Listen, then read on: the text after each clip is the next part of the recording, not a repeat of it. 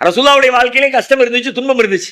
ஆனா கலங்களையே, தவிக்கலையே, துன்பப்படலையே, அழுது புலம்பலையே. போர்க்களத்துல நின்னாங்க. ஐயோ இப்படி ஆயிட்ட, மனம் தளரலையே.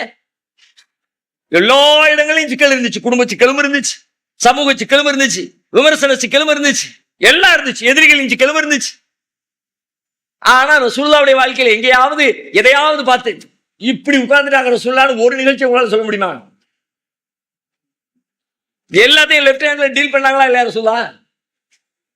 அதன் பின்னணியில ஒரு சூத்திரம் இருக்கிறது. அது நபிகளார் மட்டுமல்ல, நபிகளாருக்கு முன்னால் வந்த எல்லா நபிமார்களும் இதை செய்தார்கள். அதை நீ பார், அதை நீ படி, அதை நீ சிந்தித்து, அதை நீ உணர்ந்து, அதை நீ உள்வாங்கு, உன் வாழ்வும் அதே போல மாறும் என்று அல்லாஹ் நமக்கு சொல்றான்.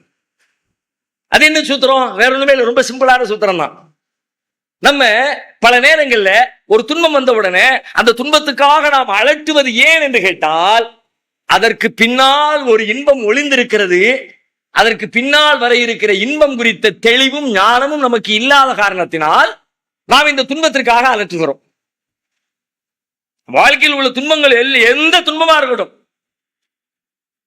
அது சிறுசோ பெருசோ, ரசூலுல்லாஹ் சொல்றாங்க, அழகா இருக்கும். அந்த வார்த்தையை சொல்லவே நல்லா இருக்கும்.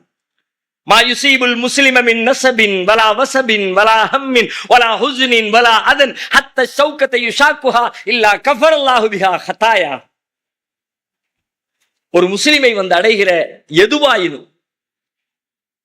பெருந்துன்பமோ சிறுந்துன்பமோ, பெருங்கவலையோ சிறுங்கவலையோ, காலில் குத்துகிற முள் உட்பட அவன் சந்திக்கிற எதுவாயினும், இடிஞ்சு போய் உட்கார்ந்து ஒரு மாசம் சாப்பாடு தண்ணி இறங்கலன்னு சொல்லுகிற அளவிற்கு துன்பமோ, அல்லது நடந்து போய்கொண்டிருக்கிற பொழுது காலில ஒரு கல் தட்டி ஒரு 2 செகண்ட் அப்படின்னு காலை தூக்கிட்டு வைப்பவன், அந்த அளவுக்கு ஒரு சின்ன வேதனை எதுவா இருக்கட்டும், இந்த எல்லாவற்றிற்கும் பிரதிபலன் இருக்கிறது, நன்மை இருக்கிறது, பாவங்கள் அழிக்கப்படுகிறது, அதற்கு பின்னால் ஒரு நன்மை ஒளித்து வைக்கப்பட்டிருக்கிறது என்று நபிகளார் சொல்லுகிறார்கள்.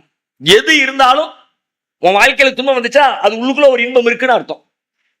நமக்கெல்லாம் தெரிஞ்ச ரொம்ப அறிமுகமான ஒரு திருக்குர்ஆனுடைய வசனம் சொல்லுங்க பார்க்கலாம். இந்த கருத்தை சொல்லக்கூடிய ஒரு வசனம் எல்லாருக்கும் சொன்ன உடனே நீங்களே சொல்லிடுவீங்க.